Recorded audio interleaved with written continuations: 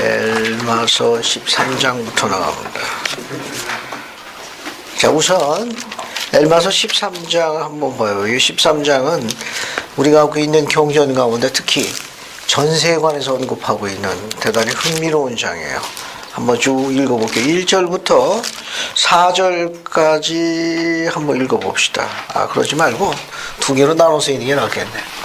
자, 엘마서 13장 1절부터 3절까지 읽고 4절, 5절 나눠서 읽어볼게요. 한번 읽어봅시다. 그래서 정현지 자매님이 1절부터 3절까지 읽고, 그리고 오영숙 형제가 4절, 5절 읽고, 우선 거기까지 읽어볼게요. 잘 들어봐요. 그리고 또 나의 형제들아, 나는 너희의 생각을 앞으로 옮겨 주 하나님께서 그의 자녀들에게 이러한 계명을 주신 그때를 돌리고자 하노니, 나는 주 하나님께서 그의 아들의 반차를 따른 그의 거룩한 반차를 따라 제사들을 성임하사 이러한 것들을 백성에게 가르치게 하신 것을 너희가 기억하기 바랍니다. 또 그 제사들이 그의 아들의 반차를 따라 성임된 방식은 그로써 백성들이 어떠한 방식으로 그의 아들을 고대하며 구속을 받아야 할지 알게 하려는 것이었습니다. 이에 이것이 그들이 성임된 방식입니다. 또 처음에는 속인 천이나 악을 택하도록 버려두가 되었으나 그들의 지극한 신앙과 성임으로 말미암아 하느님의 미리 아심을 조차 세상의 기초가 놓이던 때로부터 본능을 갖고 예비되었나니, 그러므로 그들이 선을 택하고 나서 심히 큰 신앙을 행사함으로 거룩한 부름 곧 그러한 자들을 위한 예비적인 구속을 따라 이와 함께 예비된 저 거룩한 부름으로 부름받은 것이라. 또 이리하여 그들은 그 신앙으로 말미암아 이 거룩한 부름에 부름을 받았으나 한편 다른 이들은 그 마음의 완악함과 그 생각의 눈먼으로 인하여 하나님의 영을 거절하고자 하나니, 이 일이 아니었다면 그들은 그들의 형제들과 똑같이 큰 특권을 얻었을 것이니라. 달리 말하자면 요컨대 처음에 그들은 그들의 형제들과 똑같은 입장에 있었느니라. 이와 같이 이 거룩한 부름은 그 마음을 완악하게 하지 아니할 그러한 자들을 위하여 세상의 기초가 놓이던 때로부터 예비된 것이요 예비되신 독생자의 속죄 안에 또 이를 통하여 있는 것이니라. 감사합니다. 여러분, 그 엘마서 13장은 전세에 관한 특별한 장이에요. 그래서 오늘 한 절 한 절씩 설명할 테니까 이 전세에 관한 이 부분에 관한 가르침이 엘마서 13장이 우리가 갖고 있는 표준경정 중에 가장 아름답게 묘사된 거예요. 그래서 엘마서 13장은 전세에 관한 교리를 가르친 거예요. 교리를 가르친 거예요. 이 전세, 프리 이그지스턴스라고 해요. 그럼 현재 우리가 여기 있는 세상을 현세라고 그런다면 우리가 오기 전 세상이 뭐가 되는 거예요? 전세가 되는 거예요. 그러면 이 전세라는 용어를 각각 어떻게 설명했는지 13장 1절부터 한번 찾아볼게요. 거기 보면 두 번째 줄에 나는 너희 생각을 앞으로 옮겨 주 하나님께서 그의 자녀들에게 이러한 계명들을 주신 그때로 돌리고자 하노라. 너희 생각을 앞으로 옮겨가지고 주 하나님께서 그의 자녀들에게 이러한 계명을 주신 그때, 바로 그때가 어디에 해당되는 거예요? 전세에 해당되는 거예요. 그 똑같은 표현으로 3절 봐요. 여기 이렇게 거기 나와요. 하나님께서 그의 자녀에게, 한번 적어볼게요. 하나님께서 그의 자녀들에게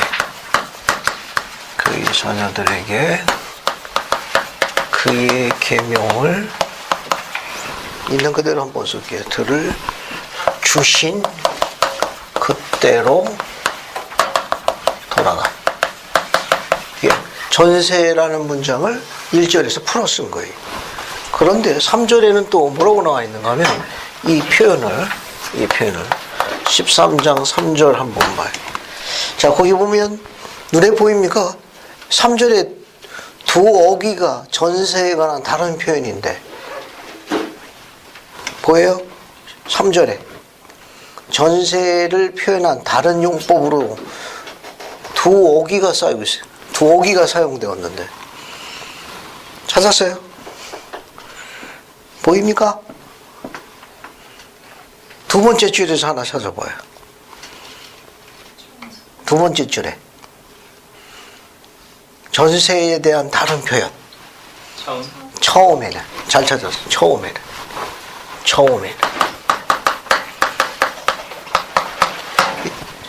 영문은 in the first place. 이렇게 첫 번째 장소에서 그런 거야. 그럼 우리는 몇 번째 장소가 돼? 여기는 두 번째 장소, second place가 되지. 다 전세에 관한 표현이야. 맨 처음에 우리가 영으로 자녀로 있었던 때, 이건 in the first place. 처음에는. 그 다음에 또 그 밑에 두 번째 줄 밑으로 둘, 셋, 넷, 다섯 번째 줄에도 또 문장의 표현이 있어요. 찾았어요? 전세에 대한 또 다른 표현. 뭐가 나와요?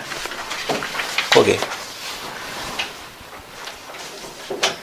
위에서 하나, 둘, 셋, 넷, 다섯 번째 줄 보면은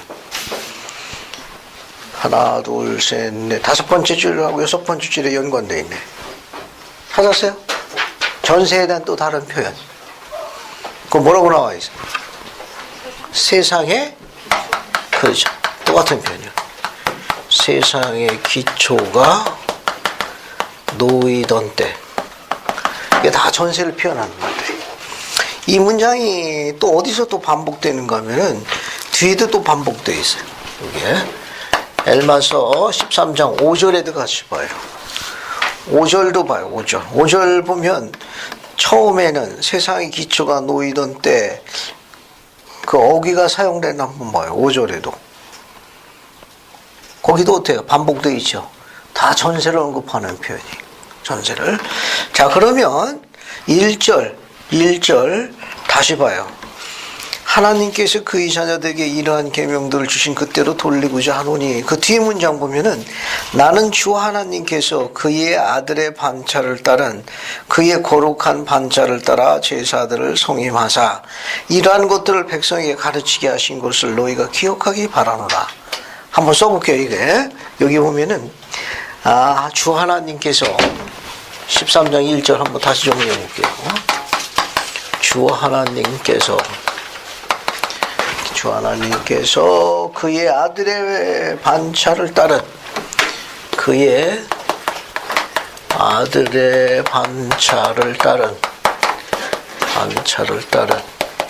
오늘 영어 설명을 좀 할게요. 반차를 따른 그의 거룩한 반차를 따라 그의 거룩한 반차를 따라 제사들을 성임하사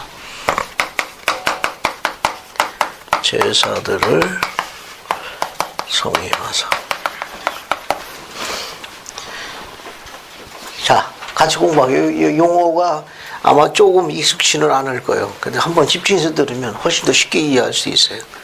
그의 아들의 반차. 그의 아들은 누굴 이야기하죠? 정확하게 누굴 언급하는 거예요? 예수 그리스도를 이야기합니다. 예수 그리스도의 반차를 따라 그의 거룩한 반차. 이 반차는 영어로 오더로 되어 있어요. 그의 거룩한 반차. His holy order. 이게 이 반차 오더라고 나와 있는데 이 반차. 이게 사전에서 찾으면 오더가 무슨 뜻이 나와요? 질서. 순서 혹은 질서, 차례 그런 뜻이. 그래서 이 오더를 반차라고 이렇게 번역을 했는데 이 말은 뭐냐 하면 이 뜻은 반차라는 뜻은 이게 어떤 순서나 등급을 정하여 주어 적절한 관계를 맺게 하는 걸 반차라고 해요. 적절한 관계를 맺게 하는 거.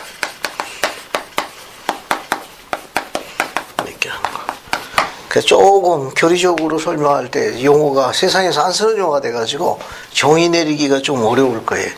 그래서 보통 반차라는 용어는 이제 신권에 관련된 의식에서 많이 사용하는 용어예요. 그래서 숙지되는 용어가 아니기 때문에 설명을 한 번만 잘 들으면 돼. 이 반차라고 되는 건 무슨 뜻인가 하면은 어떤 순서나 등급을 정해줘 가지고 적절한 관계를 맺게 하는 걸 우리가 뭐라고 그러냐? 반차라고 그래. 반차. 그래서 이 반차라는 건 어떤 순서나 등급을 정해줘 가지고 적절한 관계를 맺게 하는 거예요. 적절한 관계를 특히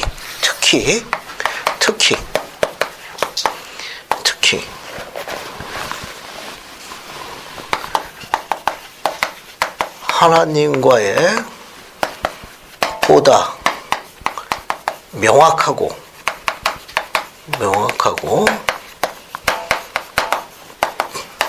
분명한 관계를 정립하는 단계. 이 단계를 뭐라고 그러죠?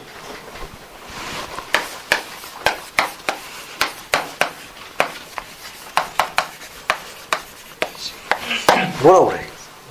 의식이라고 그러는 거야. 의식이라고.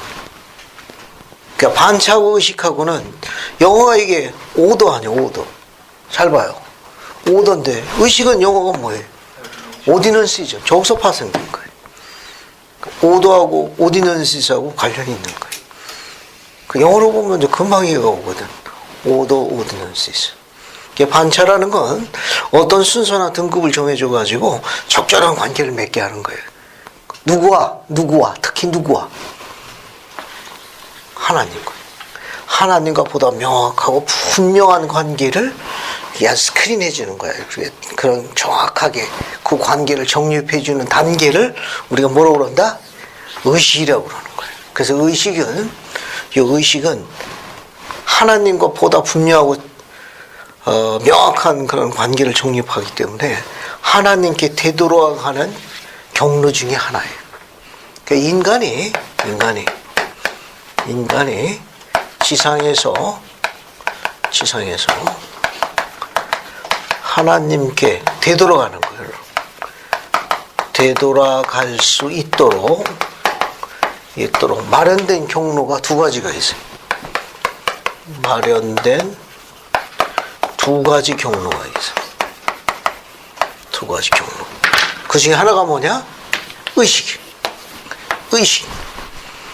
우리가 인간이 하나님께 되돌아갈 수 있는 경로가 두 가지가 있어요. 그 두 가지 경로를 말하셨는데 그 중에 하나가 뭐냐? 의식이라는 거예요. 의식. 그러면 다른 하나는 뭐예요? 다른 하나는 회개. 좀 더 그 부분을 넓은 의미로, 작은 협의의 말고 조금 더 넓은 의미로 볼 적에는 이 의미에 속하는 거예요. 커비넌스, 성약이요, 성약.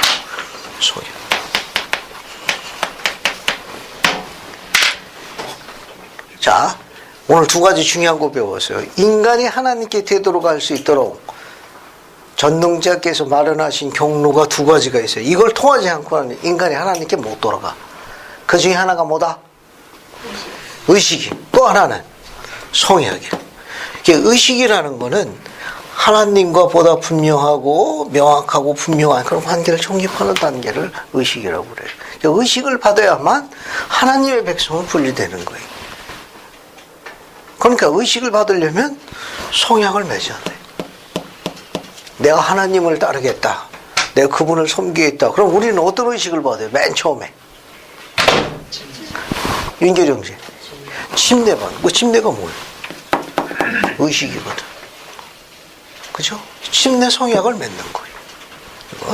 여기 나와 있는 대로 이 성약은 일반적으로 성스러운 약속이라는 뜻을 갖고 있어요. 일반적인 뜻이. 신고하는 성스러운 약속인데 그 내면으로 볼 적에는 이런 뜻이 있습니다. 인간이 하나님께 되돌아갈 수 있도록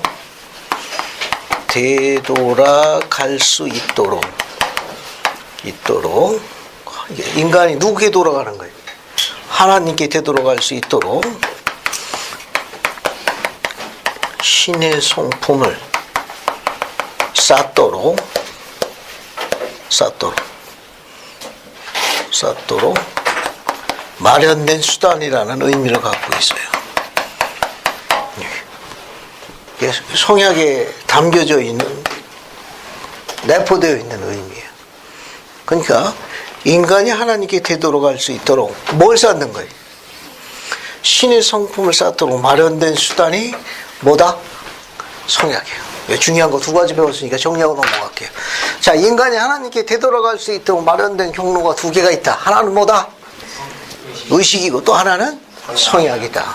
신의 성품을 이렇게 쌓도록, 예, 주 닮은 자가 되도록 그렇게 마련된 수단이 뭐예요? 성약이에요. 그 하나님과 보다 명확하고 분명한 관계를 맺게 해주는 단계를 뭐라고 그럽니까? 의식이라고 그래요. 그래서 중요한 거 두 개 배운 거예요. 예, 오늘 하나님의 아들의 반차를 따라. 이 반차는 뭐냐? 아버지께서 마련해 주신 의식과 성약을 따라 예수님처럼 우리도 똑같은 공동상속자로 분류되는 거예요. 그래서 이게 언제부터 있었느냐? 창세 이전, 전세부터 있었다는 교리를 설명하는 거예요. 이 의식과 성약이 현세에만 있는 게 아니라 이미 전세에서부터 가르쳐졌다는 거예요. 이미 그것이 하나님께 되돌아올 수 있도록 저런 것들이 가르쳐진 거예요. 이걸 조금 더 설명해 볼게요.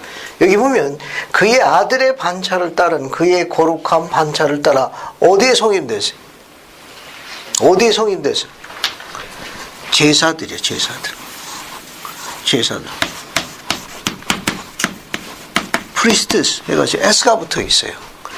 그래서 프리스트 S가 붙어 있으니까, 프리스트스에서 S가 붙어 있으니까, 이건 아론 신권의 집사, 교사, 제사할 때 제사도 뭐라고 그래?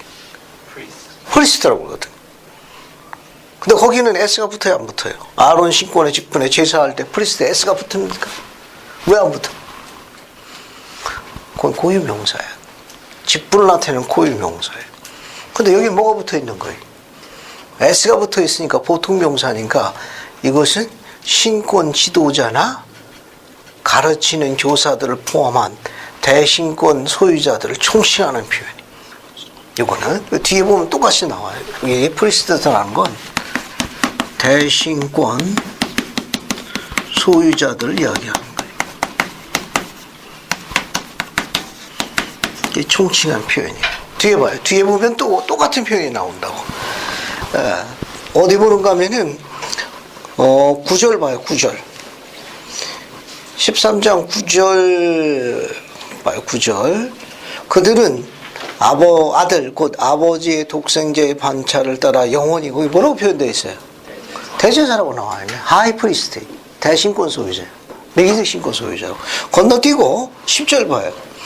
이제 내가 그 거룩한 반차 곧 이 표현이 뭐라고 나와 있어요? 거기 보면 무슨 신권? 대신권에 관하여 말한 것 같이 그 다음에 성임을 받고 뒤에 뭐가 표현되어 있어요? 하나님의 뭐라고 되어 있습니까? 대제사가 된 자가 많이 있느니라. 따라서 여기서 이야기하고 있는 건 아론 신권의 제사가 아니고 대신권 소유자들 총칭하는 표현. 하이프리스트를 이야기하는 거예요.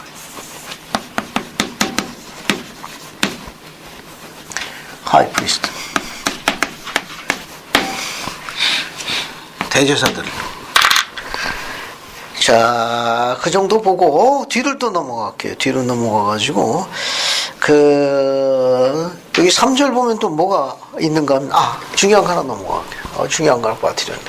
그러니까 13장 1절에는 전세에 관한 설명을 하면서 뭐라고 있는가 하면 전세에서도 대신권을 소유한 자들이 있었다는 걸 시사하는 거예요. 언제? 저 전세에서 대신권이 즉 신권이 존재했다는 거 언급하는 거.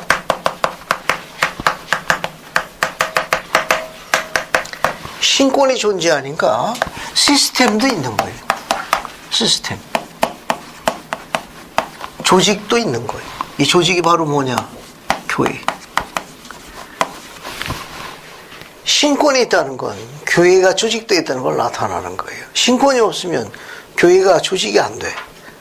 여기 신권이 있다는 건 창세 이전 전세에서 뭐가 있었다는 거예요. 교회가 조직되어 있다는 걸 나타내는 거고, 거기서도 뭐가 있었다는 겁니까? 이런 의식과 성에 관한 뭐가 교리가 가르쳐진 거예요. 여기서 이런 교리가 가르쳐진 거예요. 아주 흥미있는 기록을 여기 남긴 거예요.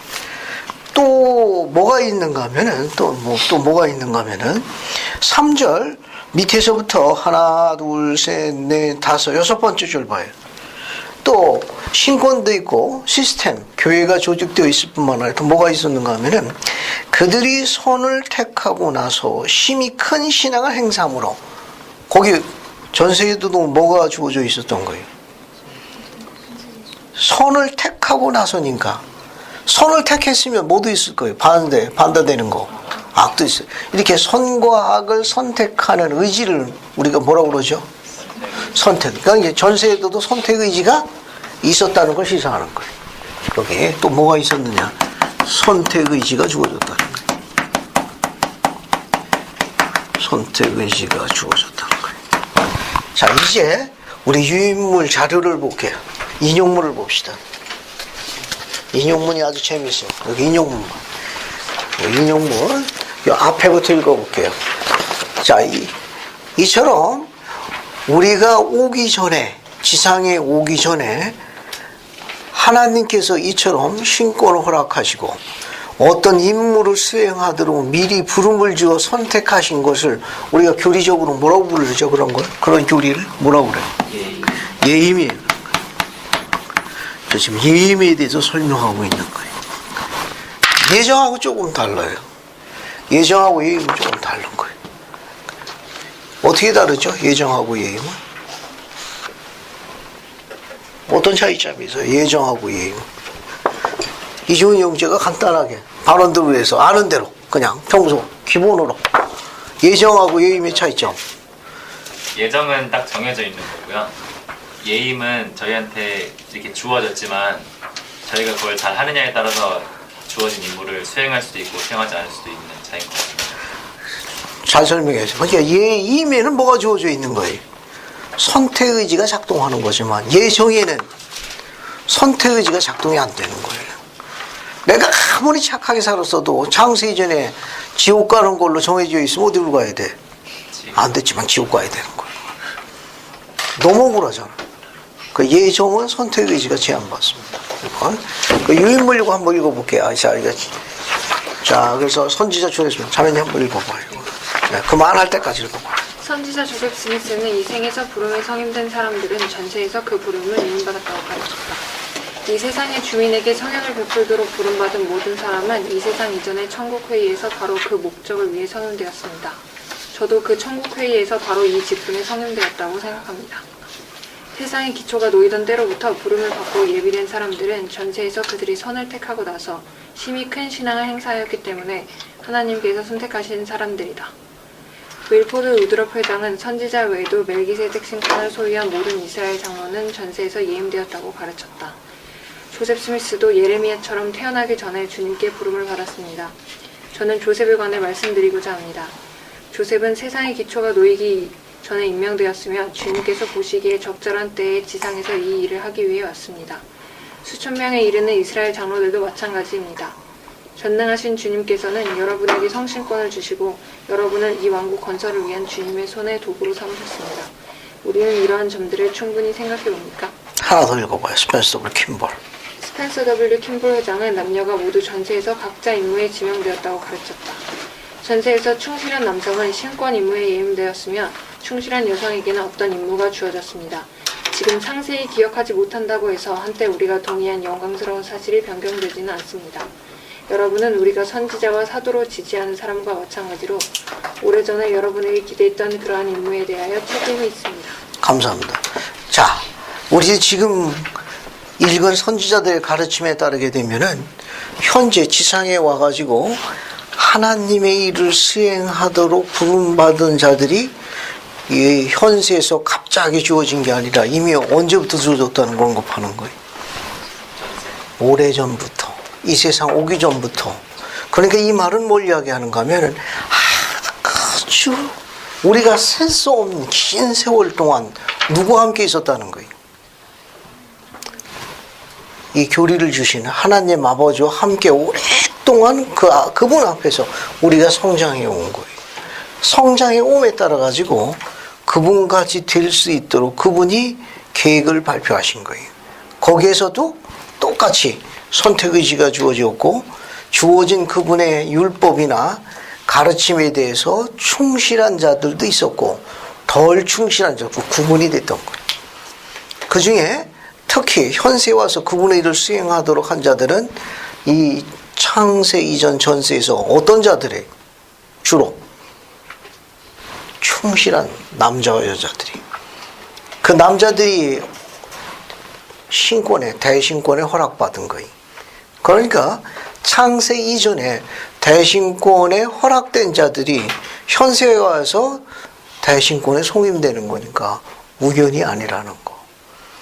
이미 창세 이전 그곳에서 아버지께서 마련하신 그들의 합당성을 증거하는 시험에서 합격한 자들이, 그 다음에 현세에 와가지고 다시 그 부름을 받고 그 부름을 영화롭게 해서 큰 신앙을 행사하는 자들은 어떻게 해서 그렇게 큰 신앙을 행사하는 거예요? 어떤 사람들도 창세 이전에 이런 대신권에 송임되고 또 성스러운 부름에 임명된 하나님의 딸들도 있는데 어떻게 지상에 와가지고 누구는 성신권을 받아가지고 큰 신앙으로 발전하는 사람과 또 하나님의 의무를 성스럽게 진행해서 크게 발전하는 여성이 있는가 하면 전세에서 같이 그렇게 부름받았는데 현세에 와가지고 발전하지 못하고 그렇게 되는 남자나 여자는 무슨 차이점이 있는 거예요?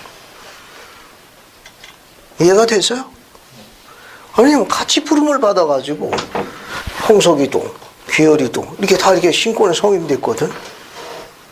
근데 현세에 와가지고 이렇게 발전하는 사람이 있고, 근데 현세에서 발전하지 못하고 제한받는 사람이 있다. 그런 충실했던, 전세에서 충실했던 남자나 여자가 현세에서 왜 충실하지 못하게, 왜 그렇게 되느냐 하는 거예요. 그 이유, 그 차이점이 뭐야? 그 차이점. 형석이는 어떻게 생각해? 왜 그렇게 차이가 생기는 거예요? 선택의지 따라서 차이가 선택의지. 선택이지. 기울이는 그냥 느끼는 대로 괜찮아. 사탄의 유혹. 사탄의 유혹. 둘이 생각은 어때? 사람들의 재량이. 그렇지. 이게 다 맞는 거예요. 다 요약해서 설명할게요. 천국, 우리가 이야기하는 그 모임을 우리가 교리적으로 천국회의라 하는데, 그 천국회의, 평의의 모임도 있었지만 거기서 선과학에 대한 천국전쟁도 있었나요? 우리가 알고 있기는 어떻게 알고 있습니까? 거기도 천국전쟁이 있었잖아. 그죠? 자, 그 전쟁에서 용감히 싸운 자도 있고 용감하게 싸우지 않은 자도 있을 거예요. 거기서 용감하게 싸운 남성과 여성이 현세에 와서 그분의 임무에 부름받은 자들이, 거기서도 가장 용감한 정예병들이 있을 거예요. 그 정예병들을 별도로 분류했다가 아담 시대 때, 노아 시대 때, 다윗 시대 때, 니파이 시대 때, 모로나의 오빠 시절에 안 보내고 재림 마지막 이 격리 시대에 보낸 자녀가 하나님의 가장 용감한 병사들이고, 창세전 그 싸움에서 가장 용감한 전사 정예병들을 보내는 거예요. 그 정예병들이 누구예요? 바로 여러분들이. 여러분 그 싸움에서 용감한 자들이었어요. 우연이라고. 삼라만상의 엄격한 율법과 질서에 따라 움직이는 거예요. 하물며 하나님의 계획이 무질서로 움직인다는 건 설득력이 없습니다. 그러니까 다 이유가 있는 거예요. 그러면 현세에 와가지고 그렇게 발전하는 자가 있고 퇴보하는 자가 있는데 그 중요한 차이점이 뭐냐? 엘마가 지적한 거예요. 예임된 자가, 예임된 자, 부름을 받은 자는 어때요? 매니 많지만 택함을 받은 자는 어때요? 그 수가 적은 거예요. 그 연구가 뭔가 하면은 지금 엘마가 뭘 생각해요? 예임된 자들이 부름을 받아진 자들이 많이 있지만 택함을 믿어 영광에 이르는 자가 적은 이유가 뭐냐? 바로 예임에 담긴 교리를 깨달아야 돼요. 깨달아야 합니다. 그래야 발전할 수 있어요. 그래야 영화롭게 임무를 수행하는 겁니다. 그러면 예임된 교리에 담긴 교리가 뭐냐? 거기에 약속된 축복이 숨겨져 있는 거예요. 그걸 깨달을 적에 발전하는 거예요. 신앙을 행사하는 거예요. 시련과 역경을 이겨나가는 거예요. 그 환경에 대해 가지고 좌절하는 수동적 입장이 아니라 환경은 바꿔지지는 않지만 끌려다니는 게 아니라 이제 주체가 돼서 그것을 정리하게 되는 소위 구원의 능력을 갖게 되는 거예요. 그건 뭐냐? 예임에 담긴 교리에 숨어있는 약속된 축복을 기억할 때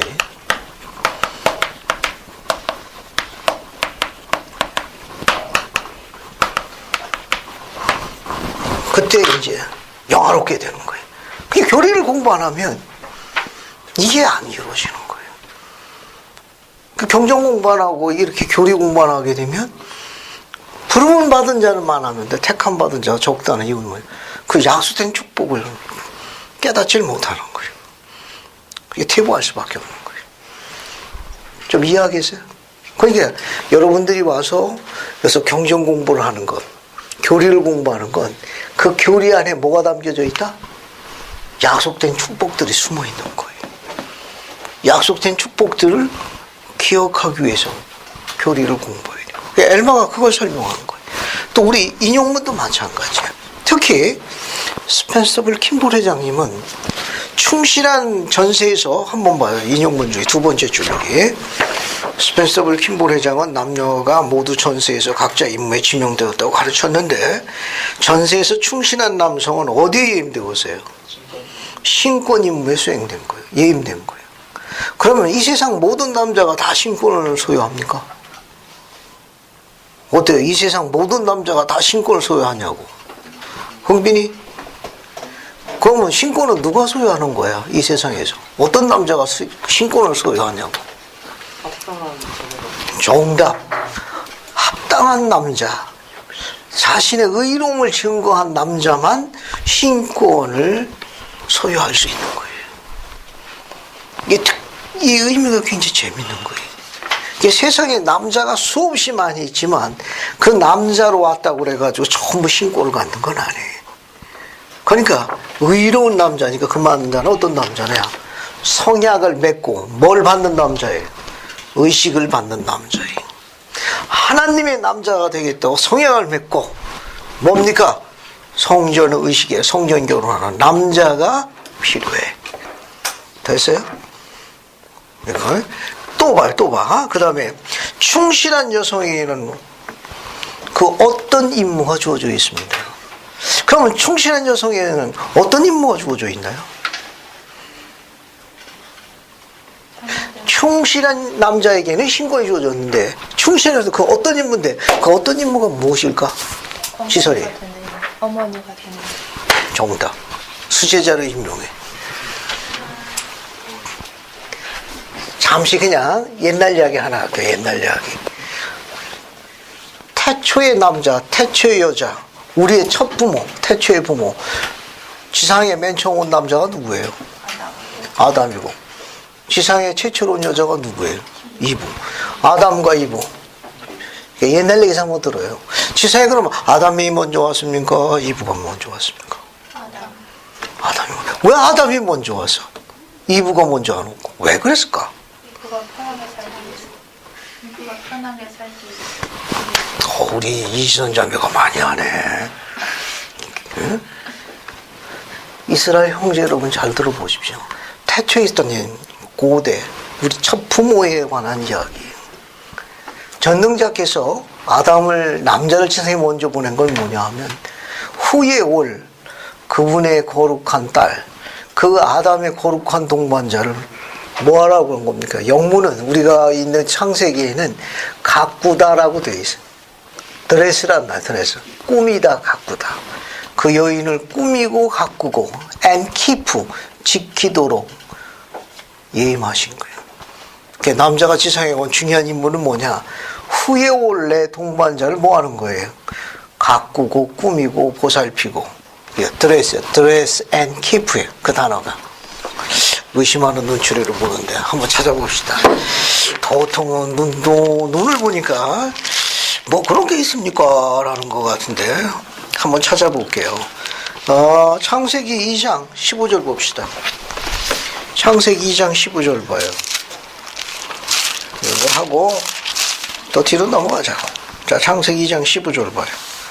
찾았어요? 창세기 2장 15절 같이 봐요. 자, 그러면 저기 뒤에 오이진 자매 의진이 왔나? 꼭 숨어 보이도 않네. 15절 한번 읽어봐. 창세기 2장 15절. 여호와 하나님이 그 사람을 이끌어 에덴 동산에 두어 그것을 간직하며 지키게 하시고. 감사합니다. 거기 보면 하나님께서 그 사람이라는 건 아담을 이야기하는 거예요. 아담을 이끌어 어디다 갖다 뒀어요? 에덴 동산에 가지고 동산에서 뭐 하라고 그랬죠? 경작, 드레스, 가꾸며 그런 뜻이에요. 그 다음에 and keep, 지키는 거예요. 왜 동산을 가꾸며 지키라고 했느냐? 후에 올 자기의 미래의 반려자를 위해서요. 이것이 남자의 예임된 중요한 임무예요. 그러면 그 여성이 어떤 임무에 부여받아갖고 지상에 온 거예요? 이브가 지상에 왜 왔냐고. 아담이 심심하다고 해서 왔나? 아니, 이브가 왜 왔냐니까.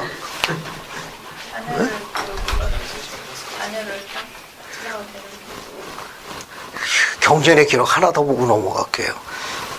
이게 기온이 낮아서 그런가. 14도로 온도를 높여보지 한번. 자, 한번 또 봐요. 여기 보면 재미있는 기록이 또 있어요. 창세기 2장 18절을 한번 읽어볼게요. 오이손자매 창세기 2장 18절 한번 읽어봐요. 여호와 하나님이 이르시되 사람이 혼자 사는 것이 좋지 아니하니 내가 그를 위하여 돕는 곁들을 지으리라 하시니. 감사합니다. 여기 사람이라고는 누구예요? 아직 이브가 안 왔으니까 사람이랑 누구뿐이 없나? 아담이 아담. 남자. 그죠? 남자가 뭐 하는 건? 혼자 지내는 것은 not good. 안 좋다는 거예요. not good. 그래서 그 남자를 위해 돕는 뭐를 지었다고 그래? 배필, 반려자를 지우는 거예요. 그러니까 여성의 가장 그 어떤 인물은 뭡니까? 파트너가 되는 거예요. 동반자가 되는 거예요.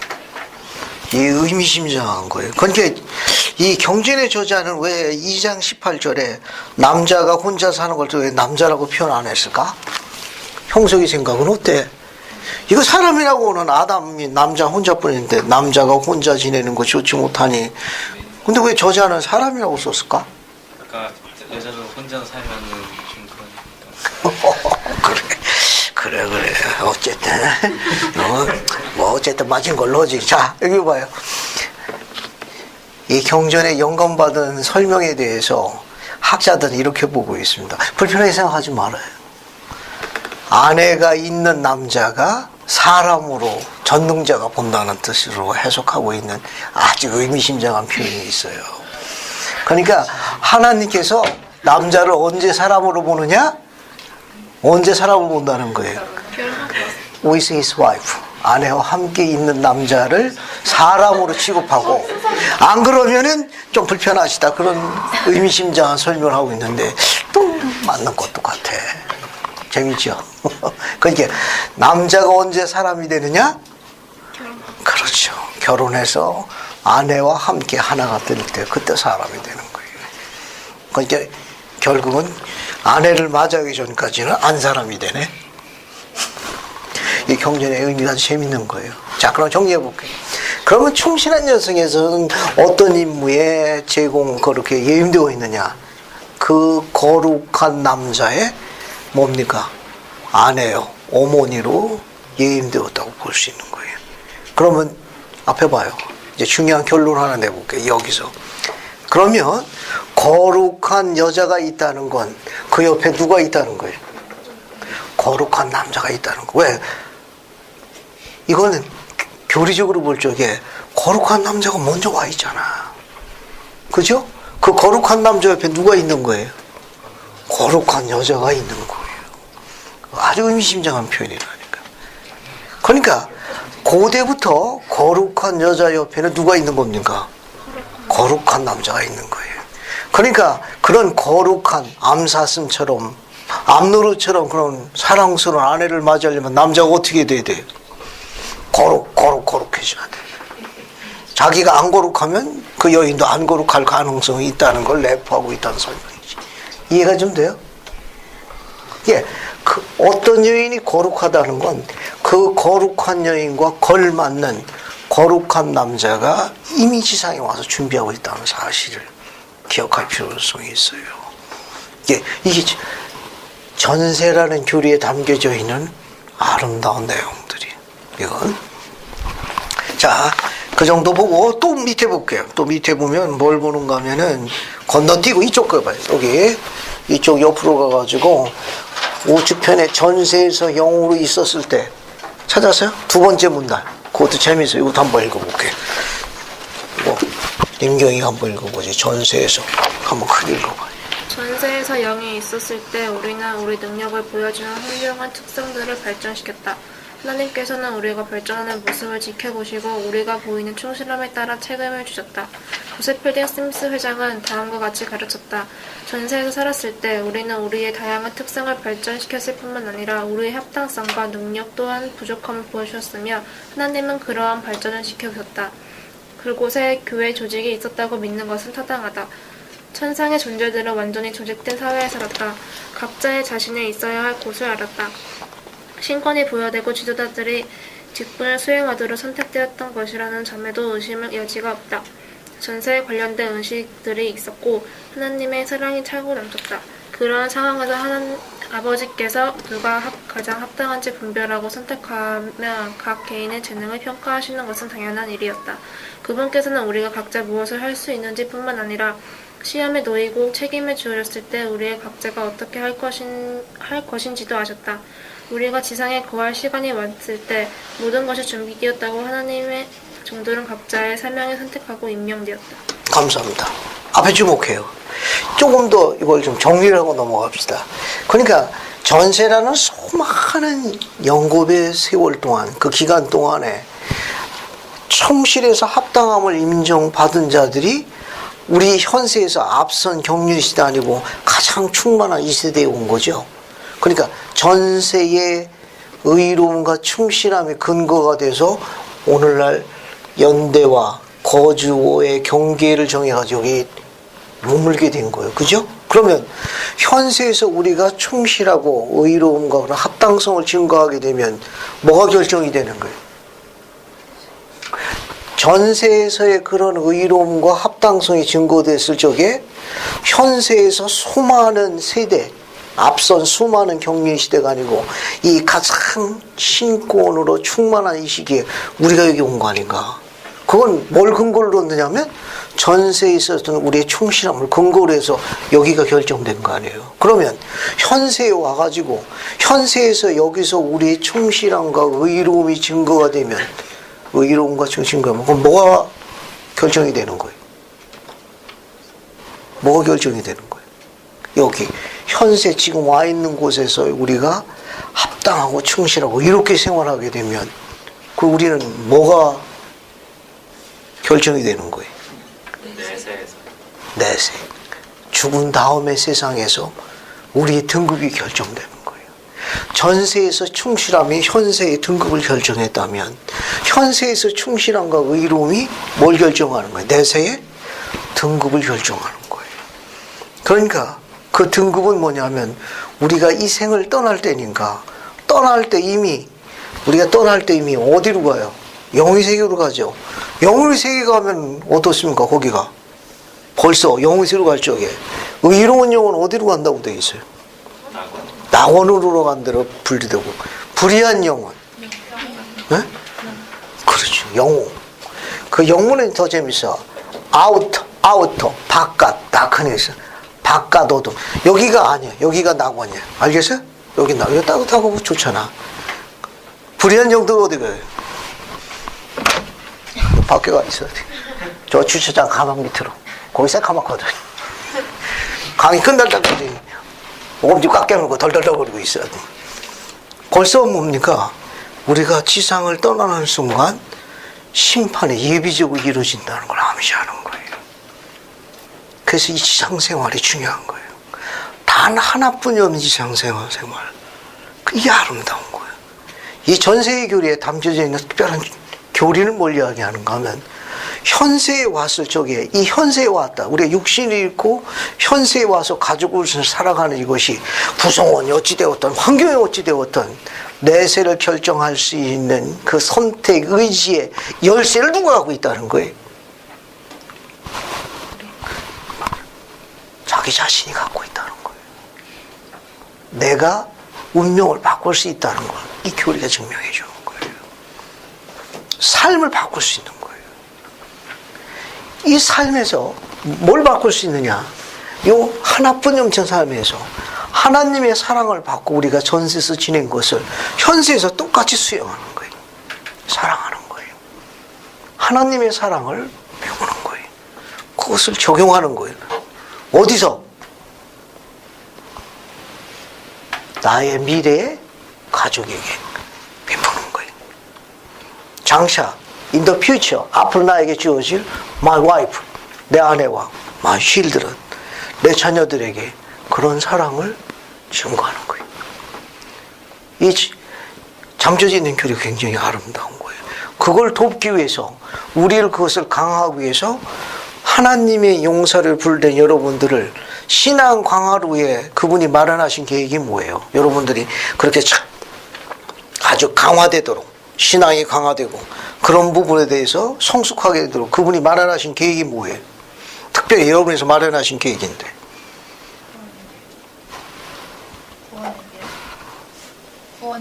구원의 맞은 걸로 할게요. 시련이에요. 삶의 역경이라고. 그 주님이 그거 취미로 하시는 거 아니에요. 취미로 하신 게 시련과 고난이 없으면, 역경이 없으면 여러분은 예임에 숨겨져 있는 축복을 깨닫기가 어려워요. 그것으로 인해 가지고 우리가 어떻게 돼요? 낮아지는 거예요. 전능자의 구원의 권세에 대한, 창세자에 대한 그것에 관한 것을 깨닫기 시작하는 거예요. 그분께 되돌아가는 과정 중에 하나예요. 그 과정 중에 하나가 뭐냐? 시련과 역경이에요. 그러니까 여러분들에게 진학, 진로, 결혼, 기타 등등 다 마찬가지, 취업도 하죠. 약간의 제한받는 건 문제될 거 하나도 없습니다. 오히려 불편해가지고 여러분의 자존심이 상할 수도 있어. 불편할 수도 있고. 하지만 영적인 면에서 볼 적에는 축복으로 전환할 수 있는 기회입니다. 이해하겠어요? 그러니까 우리가 갖고 있는 이런 아름다운 약속들을 창세기 전에 배운 거예요. 우리에게 주어져 있는 설명할 수 없는 시련, 역경, 고난, 이와 같은 요소들은 예임에 관련된 약속된 축복들을 그분께서 때가 되면 여러분들이 깨달을 필요성이 있기 때문에 그분께 나오도록 하는 일련의 교육 과정 중에 하나예요. 세월이 지나가게 되면 그게 큰 세월 아니에요. 예를 들면 군대 뭐 2년, 선교 사업 2년, 재수는 필수, 삼수는 선택, 뭐 또 사수까지 한번 넘나들고 하면 세월이 금방 10년 가거든. 그러면 친구들하고 비교할 때 엄청 뭡니까? 스트레스 받는데, 그러나 신앙 강화는 영적을 적에는 그 세월이 잠깐이에요. 긴 세월이 아닙니다. 오히려 그걸 통해 가지고 신앙이 강화되고 스스로 그런 그리스의 속죄를 이해해 가지고 속죄에 가능하게 되는 구원의 능력에 대한 그런 개인적인 계시의 능력과 힘을 배울 수가 있으면 그 10년이라는 세월은 주님의 시간으로 환산하게 되면 몇 분도 안 돼. 나중에 세월이 가면 가서 금방 주님께서 리펀드 해줍니다. 보상해 줘요. 그러니까 금방 세월이 바뀌어간다니까. 여러분 시기에는 엄청 차이가 나는 것 같은데 하나님은 하나님의 시간표를 계산하지 인간의 시간표 계산을 안 하는 거예요. 그럼 우리가 우리 시간표 계산하니까 짜증나는 거지. 근데 그분의 시간표를 볼 적에는 그 바늘로 찍은 것보다 더 작은 세월들이에요. 그래서 그런 부분에서 너무 쫓기지 말아요. 다 잘 될 거예요. 이게 다 주님께서 미리 하시는 은혜에다 여러분을 축복하시기 위한 그런 방법 중에 하나야. 다시 정리해 보면 어떤 결점이나 약점, 장애가 없으면 주님의 선택된 종으로 봉사하기 어렵습니다. 때로는 스트레스 주고 가슴은 아프게 하고 답답하게 하고 우리를 불편하게 하지만 영적인 현지에서 볼 적에는 지도자로서 지도력을 키우기 위한 주님의 지도력 훈련의 한 과정입니다. 지금은 잘 이해하기 어려울 거예요. 근데 그걸 통해 가지고 거룩한 남자로 성숙되게 발전하는 거예요. 그걸 통해 가지고 성숙한 여자로 발전하는 거예요. 안 그러면 그런 걸 배우지를 못해. 더 좋은 남편이 되는 거예요. 더 좋은 아내가 되는 거고, 더 나은 아버지와 더 나은 어미로서 부름에 봉사하게 되는 겁니다. 예, 그런 원리를 여기 설명하고 있는 거예요. 자, 또 봅시다. 또 봐요. 16절 봐, 16절. 김건희 형제님이 13장 10절을 읽습니다. 그 요약하면 거기에다 요약할 수 있습니다. 10절 읽어. 네, 13장 10절. 이제 내가 그 거룩한 만차 곧 이 대신권에 관하여 말한 것 같이 성임을 받고 하나님의 대제사가 된 자가 많았느니라. 이는 그들의 지극한 신앙과 회개와 하나님 앞에서의 그들의 의로움으로 말미암은 것이었으니 그들은 멸망하기보다는 회개하고 이를 행하기를 택한 것이라. 감사합니다. 이런 용감한 남자, 용감한 특징이 뭐냐면 거기 나와 있는 대로 그들의 지극한 신앙과 회개로 하나님 앞에 그들의 의임을 mam았으니 그들이 멸망하기보다는 어떻게 회개해서 의를 행하기로 용감하게 택한 자들이. 지금 그런 자들을 11, 12절에서 축복하고 있는데 12절 마저 읽어볼게요. 김건희 12절 하나 더 읽어봐요. 이제 그들이 성신에 의해 성결하게 되고 그들의 옷이 희게 된 후 하나님 앞에 정결하고 흠없이 되어 혐오함이 없는 죄를 바라볼 수 없었나니 정결하게 되어 주 그들의 하나님의 안식에 들어간 자들이 많되 심히 대단히 많았더라. 감사합니다. 여러분 그 12절 맨 뒤에 보면 뭐라고 나와 있어요? 정결하게 되어 주 그들의 하나님의 안식에 들어간 자들이 많대. 얼마나 많았어요? 심히 대단히 많았더라. 영국의 수많은 세월 동안에 의로움이 증거된 자들이 현세 와서 짧은 시간 동안 신앙을 행사하도록 우리가 시험받게 될 거예요. 여기서 합격하게 되면 어때요? 영원한 세상에 행복과 기쁨을 맛보게 될 거예요. 이 기록은 뭐냐면 그렇게 하나님의 안식에 들어간 자가 수가 어떻다고 그랬습니까? 굉장히 많은 거예요. 이번에 이제 선교사 연령층이 낮아져 가지고 3월 달에 같은 날 비행기를 타는 우리 새내기 선교사들이 23명이나 나, 어쨌다나. 물론 더 있는 거예요. 더 있는데, 그 시간에 그 비행기 타고 가는 그 새내기 선교사들이 3월 며칠 했는 날짜는 기억을 못하겠고, 어쨌든, 23명이 다 같이, 얼마나 재밌냐고. 얼마나 익사팅한 거예요. 최고의 시설에서, 최고의 음식에서, 거기서 이제 훈련 받는 거예요. 그때가 좋지. 끝나고 나면 이제 또 새로운 경험하게 될 거예요. 이 수가 더 늘어날 거예요. 하나님의 종으로 용감한 남자와 여자가 한 비행기를 타고 한 훈련을 받을 거예요. 그러고 난 다음에 다음 세상에 만나면 얼마나 기쁘겠냐고. 그래, 우리 그때 재밌었지. 힘들었지만 참 즐거워서 서로 감정을 나누게 될 거 아니에요. 이거는.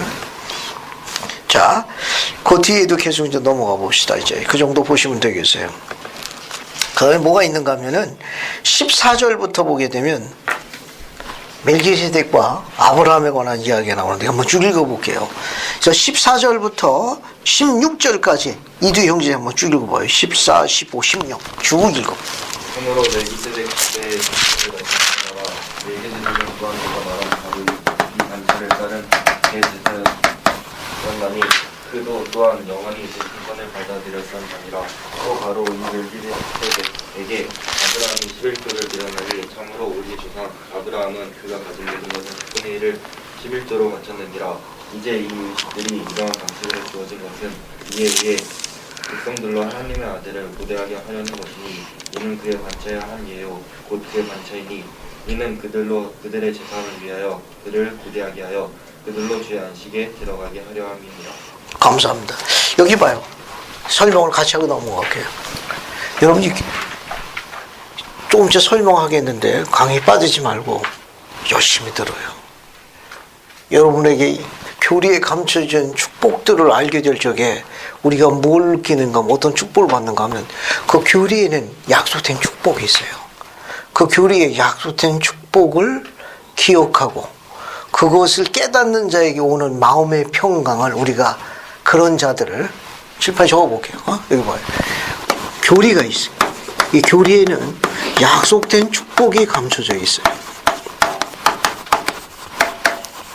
즉 숨겨진, 교리에 숨겨진 약속된 축복을 깨닫는 자는 그 마음에 평화를 누립니다. 피스라고 그래요. 평강.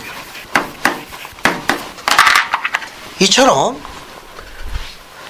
교리나 하나님의 말씀에 숨겨진 약속된 축복을 기억해서 깨닫는 자, 그런 자는, 깨닫는 자는 마음의 평강을 누립니다. 이런 평강을 누리는 자들을 엘마가 뭐라고 설명했는가 하면 주의 안식, 하나님의 안식에 들어간 자라고 설명한 거예요. 저 마음의 평강은 그냥 교리를 깨달을 적에 오는 평강이 바로 하나님의 영이에요. 교리를 깨달아야 영이 임해서 깨닫는 거지 지식으로 깨닫는 게 아니라는 거지. 그러면 삶이 힘들고 어렵지만 어때요? 마음의 평강을 누리는 거예요.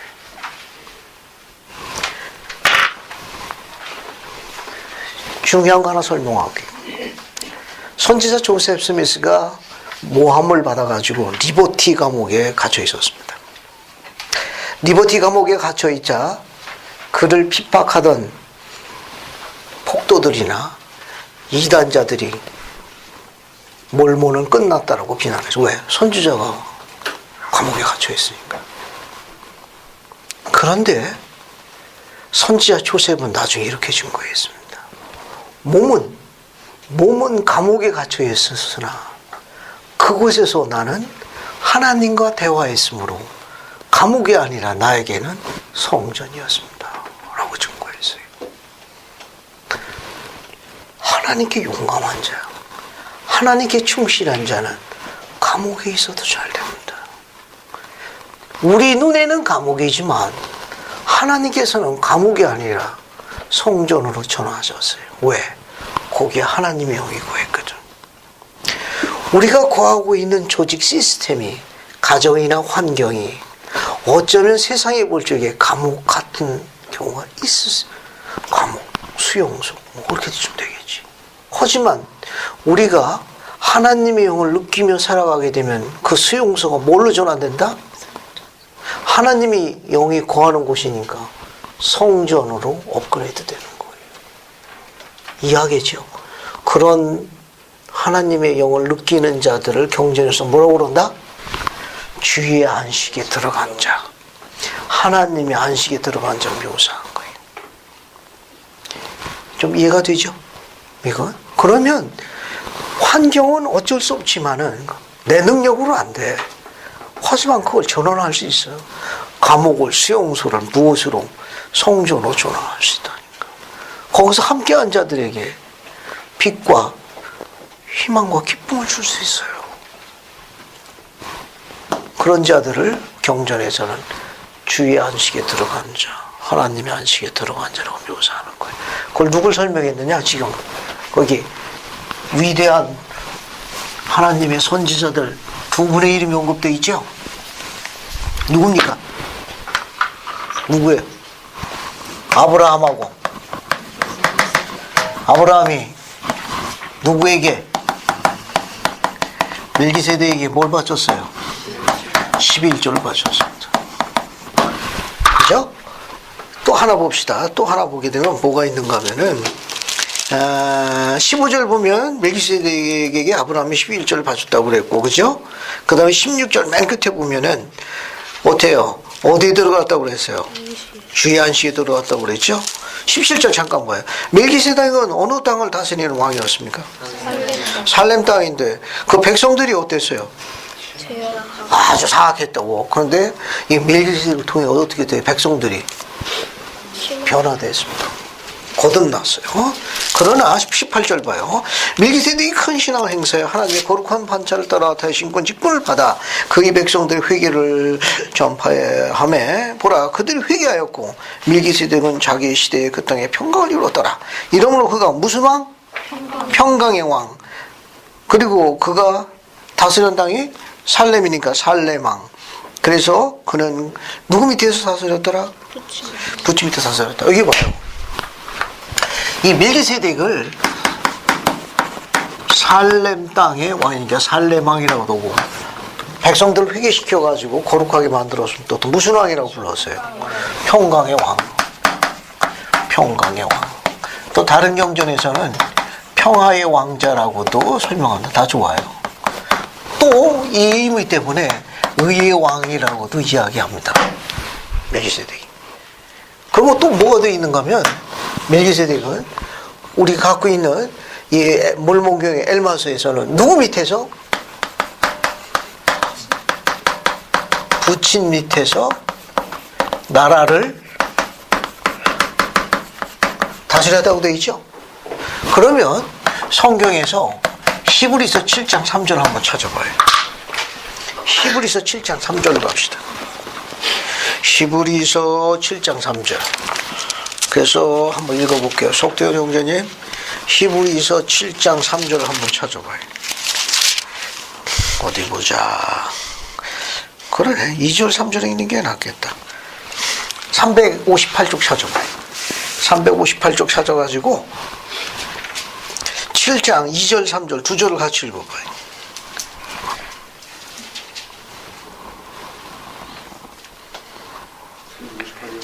358.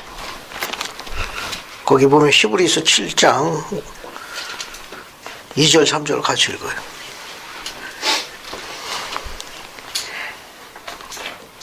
아브라함이 모든 것의 10분의 1을 그에게 나누어 주리라.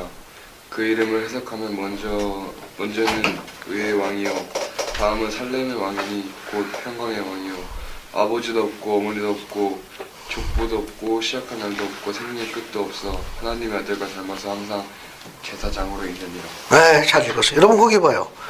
3절 보면은 아버지도 없고 어머니도 없고 한번 적어볼게요. 여기 보면은 아버지도 없다네. 어머니도 없고 족보도 없대. 그죠? 근데 뭐라고 되어 있어요? 시작한 날도 없고 끝나는 날도 없다네. 성경은 그래. 성경은 앞에 봐요. 성경을 멜기세덱에 대해서 아버지도 어머니 없다고 그래가지고 일반 성경을 공부하는 많은 분들이 상당히 마음이 불편해요. 왜냐면 이 절외에는 멜기세덱이 성급된 게 없거든. 멜기세덱이 아버지도 없고 어머니도 없고 족보도 없다는 게 아주 불편한 거예요. 그런데 우리가 갖고 있는 뭡니까? 엘마서 13장에 보면 뭐라고 기록되어 있어요? 아버지 계시네. 그죠? 아버지가 계시네 여기. 그 붙이면 다 영문은 under his father예요. under his father. 이건 보통 경전에 이렇게 쓸 경우에 under his father 이렇게 쓰는 거는 관용구예요. 경전 용어라고 그래가지고 경전 용어에 관용구라고 그래가지고 누구누구의 뒤를 이어 누구누구를 대신하여 쓰는 일종의 관용어기로 쓰이는 거예요. under his father라고 하면. 그러니까 멜기세덱은 아버지의 뒤를 이어 나라를 다스렸더라. 멜기세덱은 아버지를 대신하여 다스렸더라. 그렇게 해석하면 돼요. 이해가 됐죠? 그 아버지가 계신 거예요. 그러면 이 히브리서 7장 3절은 뭘 이야기했느냐? 우리가 갖고 있는 경전의 기록에 보게 되면 훨씬 더 자세하게 묘사하고 있어요. 여기 여러분 어딜 보는가 하면 엘마서 13장 7절을 한번 봐요.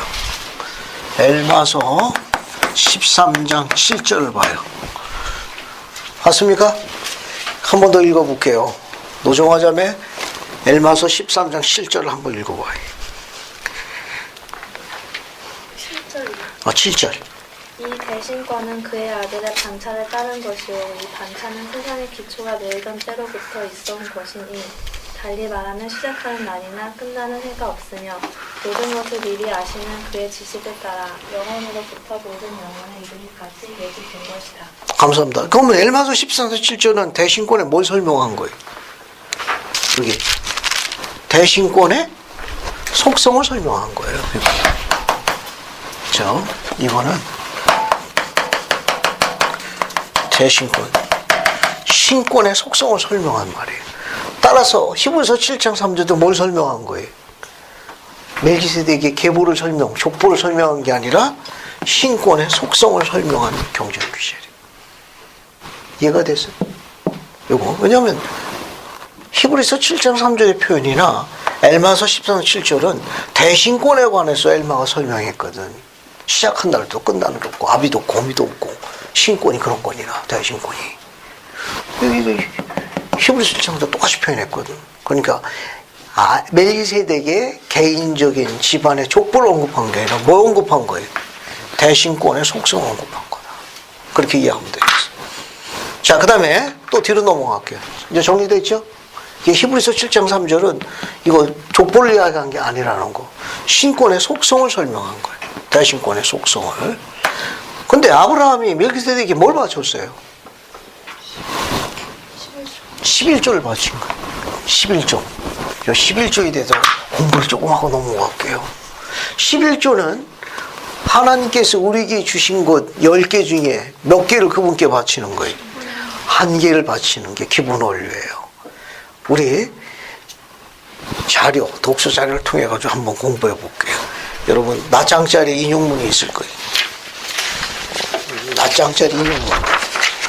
여기 보면 11조의 비밀을 안 최고의 부자 록펠러 이야기예요. 1839년에 태어나가지고 1937년까지 살았으니까 몇 살 사는 거예요? 계산해봐요. 1839년에 태어나가지고 1937년에 죽었으니까 90? 99? 99가 맞는 건가? 99. 그렇구만. 98, 99. 다 좋아요. 우리도 그 정도는 살아야 돼. 나는 왜 이걸 얘기했느냐. 숫자가 마음에 들거든. 그 목표를 세워요. 손주가 우리 할아버지 데려가 주세요라고 기도할 때까지 살자 그거지. 밑에 거 봐요.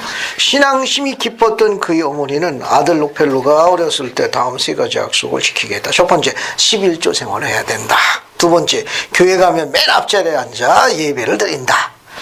세 번째, 교회 일에 순종하고 주님의 종의 마음을 슬프게 하지 않는다. 아프게 하지 않는다. 자, 어머니의 가르침 거기 봐요.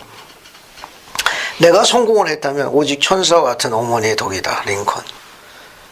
신앙을 가진 어머니가 얼마나 큰 축복인지는 이 복음이 증거하는 거예요.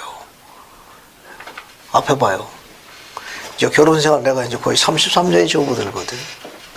문자 그대로 철없는 시절에 이제 의기투합했지. 그러다 보니까 이제 이남이녀가 자라기 시작하는 거예요. 이제 그 자녀들도 이제 자신의 반려자를 맞이해서 둥지를 틀 준비들, 이제 용투림들을 하고 있다고. 결혼 생활에서 느끼는 것 중에 하나는 뭐냐 하면은 경전을 아는 어머니, 기도하는 어머니를 둔 자녀가 굉장히 복이 많은 자녀예요. 복이 많은 자녀.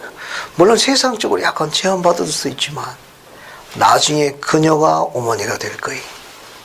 그때 받는 축복들이 숨겨진 수많은 기도의 연속이었다는 걸 살아가면서 느끼게 될 거예요.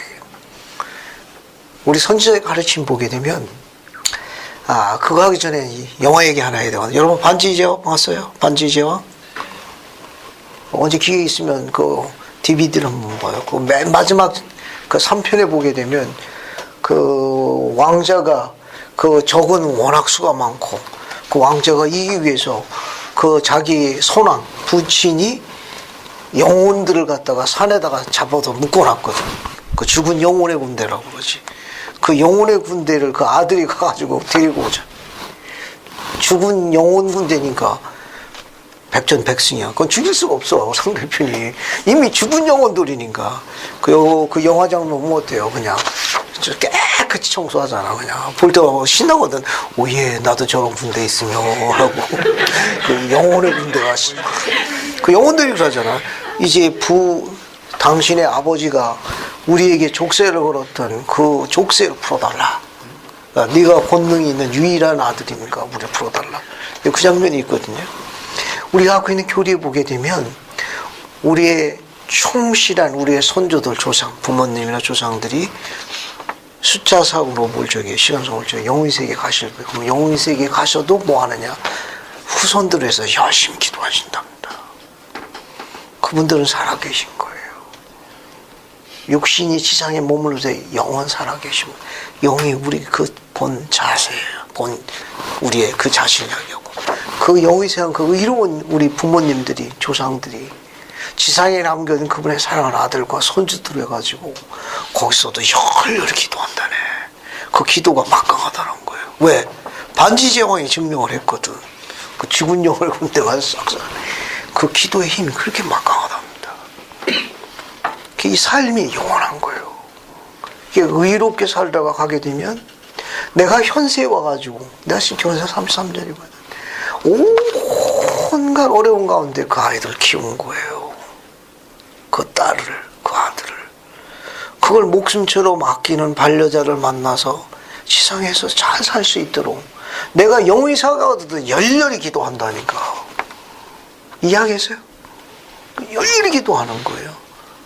내 미래의 사위를 위해서, 내 미래의 며느리를 위해서, 내가 그 세상 가서도 열심히 기도한다고 선지자가 가르친 거예요. 이해하겠습니까?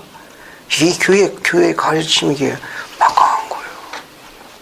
또 뒤에 한번 봅시다, 뒤에. 자, 2센트의 헌금.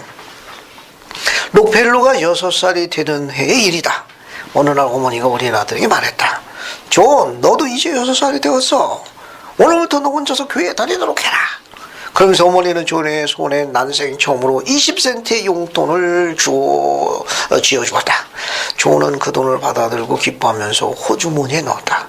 그때 어머니가 엄숙한 얼굴로 말했다. 존, 그 돈을 꺼내보렴. 존은 영문을 모르는 얼굴로 어머니가 시키는 대로 돈을 호주머니에서 꺼냈다. 어머니는 아들의 손을 잡고 말을 이었다. 20센트는 분명 엄마가 너한테 준 거야. 하지만 너는 이 돈을 함부로 다 써서는 안 돼. 이 안에는 네가 하나님께 바쳐야 할 목이 있거든. 20센트 가운데 10분의 1인 2센트는 하나님의 목이란다. 어머니는 2센트를 따로 떼어 헌금 봉투에 담아주었다. 그러면서 어머니는 그것이 11조라고 하는 것이고 앞으로 돈이 생기면 가장 먼저 하나님께 드릴 11조를 반드시 따로 떼어둬야 한다고 가르쳐 주었다.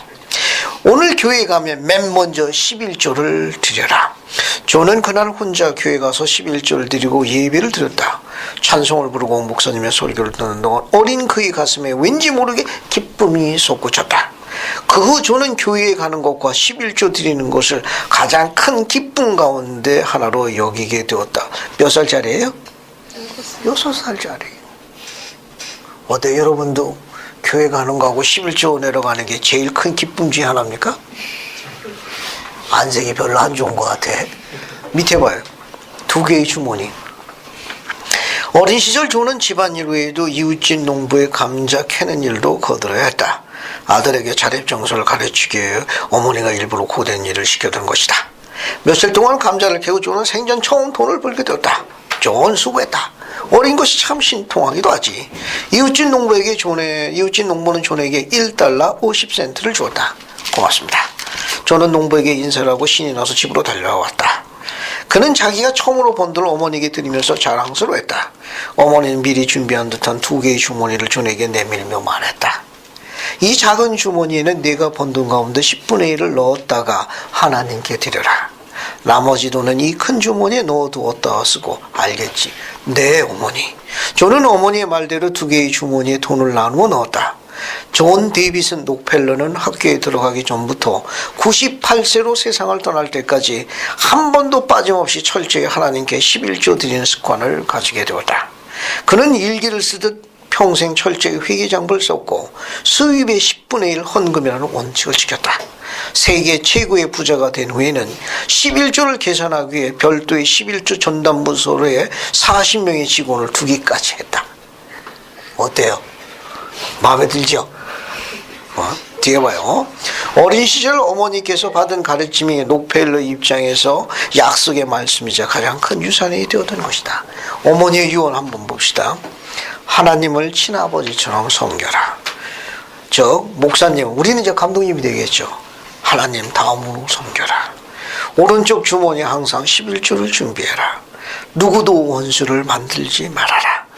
예배 드릴 때는 항상 맨 앞자리에 앉아라. 항상 아침에 그날 목표를 세우고 하나님 앞에 기도를 드려라. 잠들기 전에 하루를 반성하고 기도하거라. 남을 도울 수 있으면 힘껏 돕거라. 주일 예배는 꼭 본교회 가서 드리거라. 아침에 가장 먼저 하나님의 말씀을 읽어라. 난 10번째가 마음에 드네. 이 칠판 여기 뭐야? 여기 뭐라고 되어 있습니까? 매일 경전 읽기 프로그램이에요. 알겠어요? 이 어머니의 유언의 가르침이 얼마나 도움이 많이 되겠어요. 이 11조에는 어떤 약속된 축복이 담겨져 있죠. 11조에는 이 어머니가 6살짜리 록펠러에 이렇게 가르쳤는데 그는 세계 최고의 부자가 됐고 11조 전담부서라고 만들어가지고 40명이 계산했대. 돈 얼마나 많이 벌었으면. 오늘날도 록펠러 제도가 있습니다. 세계 최강의 그런 자선단체 중에 하나예요. 자, 11조에는 어떤 약속된 축복이 있죠.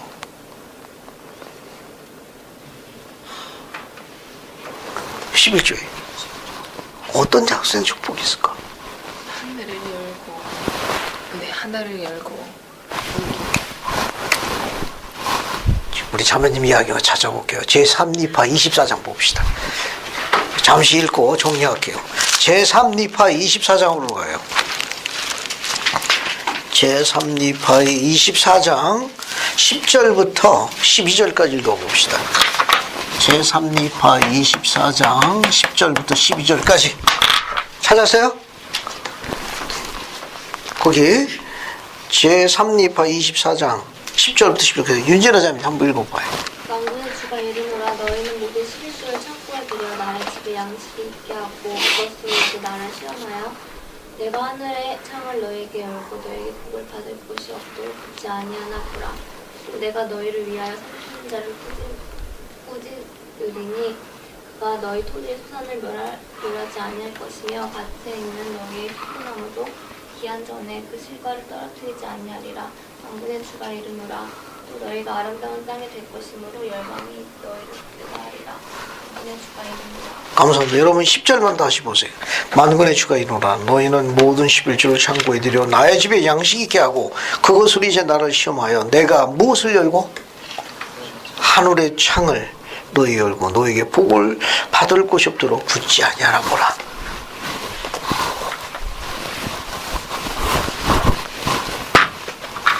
(11조엔) 왜 주님께서 그 율법을 그 의식을 마련했는가 하면 상속의 율법이에요. 11조를 바쳐야 상속받습니다. 무엇을 상속받죠? 이 상속의 율법이에요. 11조를 바치는 자에게 상속하는 거예요. 예수 그리스도를 장자라고 그러잖아요. 그죠? 고대 이스라엘은 어때요? 재산을 아버지가 누구한테 넘겨줬어요? 장자에게 넘겨줬거든. 장자의 율법이에요. 11조를 바치면 뭘 주님께서 상속해 줍니까? 하나님께서. 아버지가 뭘 주시는 거예요? 아들에게. 왕국을 주시는 거예요. 해의 왕국을 상속받는 거예요. 그래서 상속의 율법이라는 가르침이 담겨져 있어요. 상속의 율법. 두 번째는 이건 상속의 율법뿐만 아니라 이건 희생의 율법. 희생의 율법. 희생의 율법. 희생을 통하지 않고는 영생을 얻지 못하도록 창세 이전에 계획하셨어요. 희생해야 돼요. 희생은 뭘로부터 오는 거야? 신앙으로부터 오는 거예요. 11조를 바치면 신앙이 증거됩니다. 신앙의 율법이라고 그래요. 따라서 X의 문제가 아니라 신앙의 문제예요. X 문제가 아니라 신앙의 문제죠. 또 이렇게 11조를 바칠 때 어떻게 되느냐? 바치는 자의 그 자를 성결케 해줍니다. 그래서 성결의 율법이라고. 119편 6절 한번 볼게요. 119편 6절. 교리와 성약 119편 6절 한번 읽어요. 한인경 자매님 한번 더 읽어봐요. 119편 6절을 찾아가지고 한번 읽어봐요.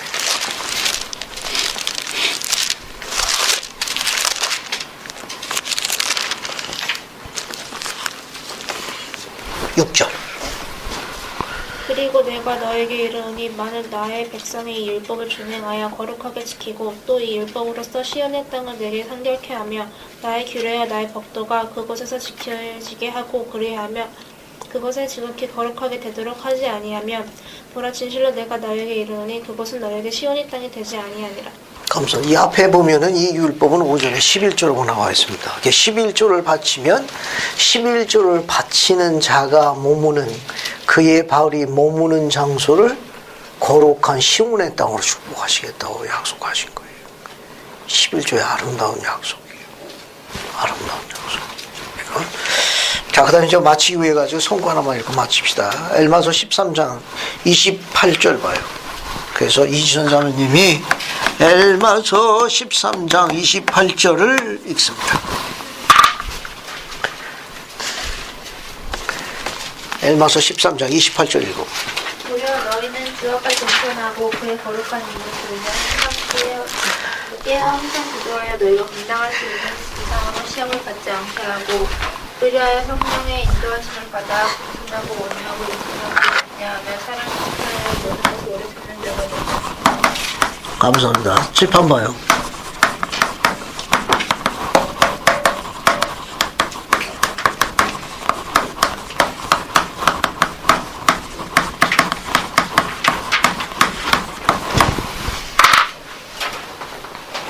왜 우리가 깨워서 항상 기도해야 되는 이유가 뭐예요? 이유가 왜 우리가 항상 깨워서 기도해야 되는 거예요? 엘마가 뭘 가르친 거예요? 왜 우리가 항상 기도해야 되는 거예요? 왜 깨워서 항상 기도해야 되느냐고. 대화하고 있어. 또 여기 중요한 가르침이죠. 여기 28절 다시 봐요. 잘 봤네. 여러분 거기 세 번째 줄 봐요.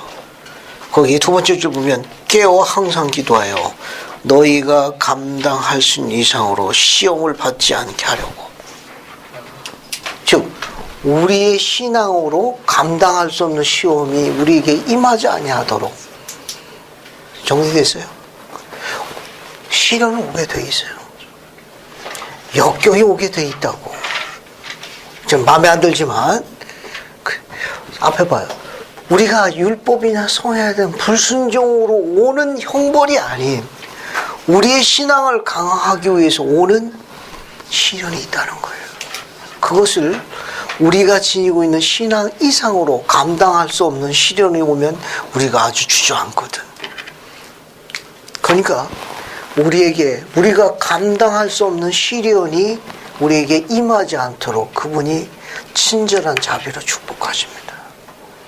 그 시련 가운데 전능하신 분의 사랑과 손길을 느끼는 축복으로 전환되는 걸 감춰놓은 거예요. 그래서 우리가 항상 깨워서 기도해야 되는 이유는 뭐냐면 우리에게 감당할 수 없는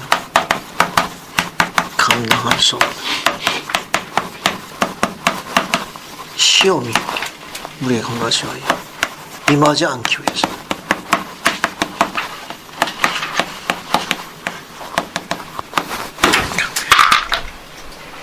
됐습니까? 그래서 우리가 항상 기도해야 돼요. 항상 기도하는 건 우리에게 감당할 수 없는 시험이 우리에게 임하지 않기 위해서 주님이 친절한 자로 우리를 도와줍니다.